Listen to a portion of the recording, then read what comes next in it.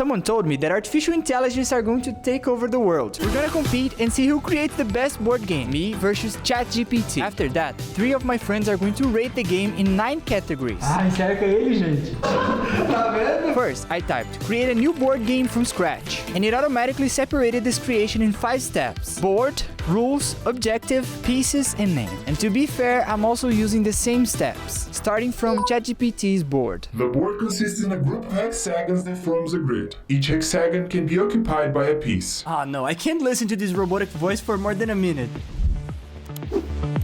What about this voice? Okay, much better. Specify how many hexagons. The board will have 37 hexagons, and each player starts with 12 pieces of the color they chose. Choose a style, colors, and size for your board. You can opt for a modern style, with shades of gray, black, and white. The ideal size would be around 40 by 40 centimeters. As I had all details I needed, I asked another robot to generate the image. First, it generated this image. I think the results are very cool. It is very realistic and looks like a board game, but it kinda has some perspective, and I cannot print it to a paper. So let's try again. And after testing the image generator for more than 1 hour, the generated board turned out like this. I really liked the amount of details in it. Unfortunately, it's not very centered and the texts, well, they don't make sense. Besides that, ChatGPT described a black, white, and gray board. And in this case, it turned out very colorful. Now it's my turn. My plan is to make a looping board that never ends. It's like a racetrack. I drove to the nearest motocross track, flew my drone over the track, positioned it in a way I can see the whole track, and took a picture. Now I just need to draw over it and I'll have a cool track.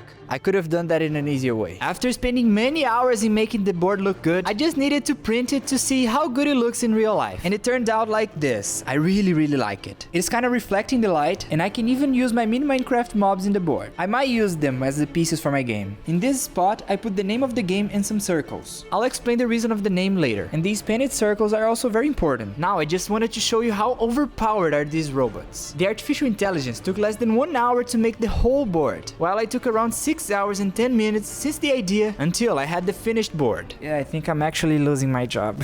Step 2. Creating the game's rules. Then I asked ChatGPT to describe his game's mechanics. Each player starts with 12 pieces of their color, with 3 of them used to fill 3 hexagons anywhere on the board. On their turn, a player chooses one of their hexagons to use in the current round and can choose one of the adjacent hexagons to conquer. However, if the adjacent hexagon belongs to another player, a dice roll determines the outcome. If the attacking player rolls the highest number, they conquer the opponent's hexagon. Otherwise, both players retain their territories, and the turn passes to the next player. The game proceeds clockwise. When a hexagon is conquered through a dispute, the player may roll the dice again. If the number is even, they must draw an event card. If the number is odd, the game continues normally. As for the ultimate objective, I can't reveal it yet, but you'll discover it soon enough. Okay, these rules sound very interesting, but will they make sense in the actual game? Then I asked ChatGPT to create the cards of the game, and it created 29 different cards. For example, the card Doubled Conquer. The player can conquer 2 hexagons in the next round. But it also created some cards like the Creation card. It allows the player to create a new hexagon in the board. Hey Lucas, I got the Creation card. Oh no man, what are you doing?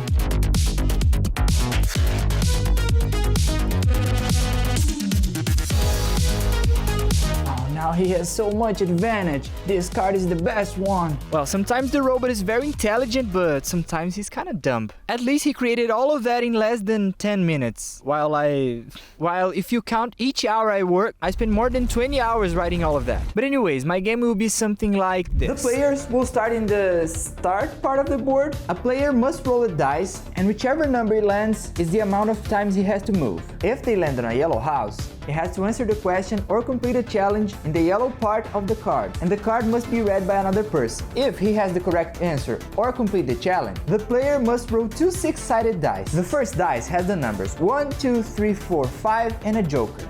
The second dice has the letters A, B, C, D, and 2 jokers. Besides that, each player will have a mini board with 20 spaces to be filled. For example, if the number 2 and the letter A were rolled in the dice, the player will fill the 2A circle in his grid. But if the player doesn't like the result of the first roll, a second dice roll is allowed, but the first is cancelled. And the jokers allow you to fill whichever circle you want, just depending if the dice rolled was a letter or a number. And how is all of that gonna work? I'll explain in the objective, that is the third step of the list.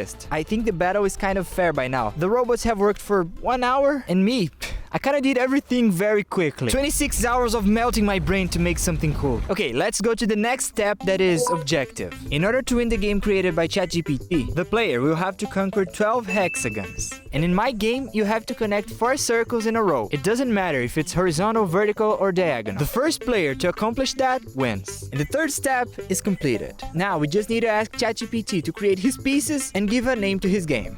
That rhymed. And the most important thing of this video, ask my friends to play both games and finally see who is the winner. Describe all the needed pieces for your game. Each player has 12 pieces of a different color, totaling 48 pieces. A 6-sided die is used. There are 29 event cards in total. What is the shape and material of the player pieces? The pieces can be circular, with approximately 2.5 centimeters in diameter. They can be made of plastic or wood. No, you decide, plastic or wood. All right, the pieces will be made of plastic. They can be produced using a 3D printer or by repurposing plastic items, such as bottle caps.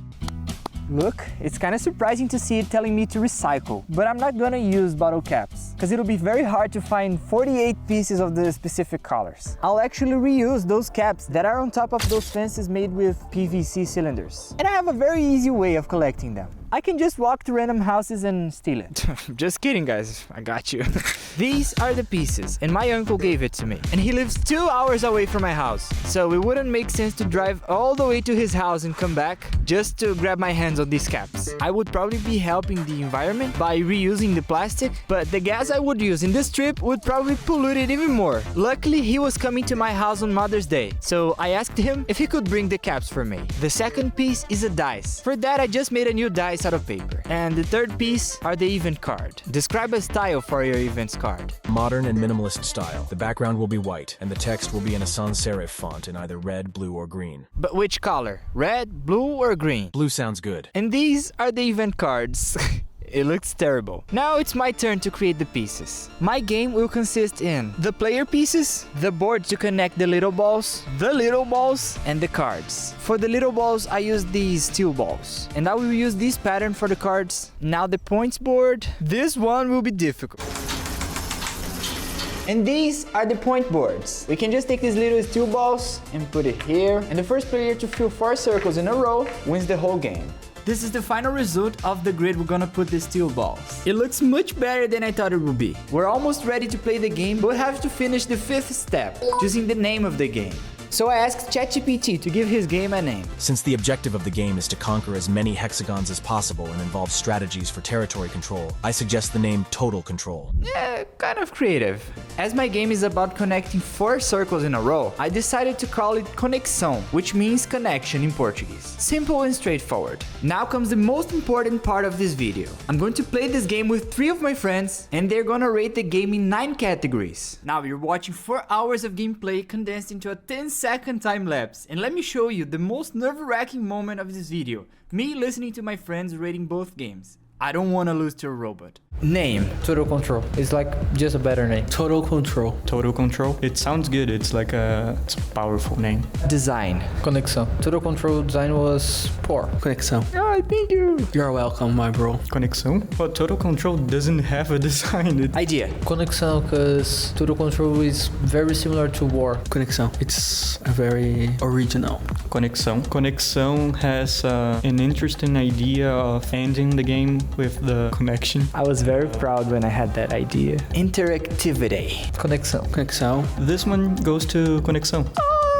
Strategy. Total Control. Total Control because there's strategy behind the game. Total Control. Conexão doesn't have any strategies. It's all random. Longevity. I would go with Total Control. Conexão because make me happier. Oh, cool. Total Control. Once you learn the cards, you can't play Conexão anymore. I was extremely nervous because me and AI were in a draw and I didn't want to lose to a robot. Duration. Of course.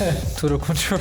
Yeah. Total Control because it's shorter. This one easily goes to Total Control. Learning. Both of them are easy to learn, but I would say Conexão. Conexão, it's easier to learn. Conexão. Fun. I had good time playing these games, but if I need to choose just one, I would say Total Control. Total Control because it's shorter and make different feelings in a play.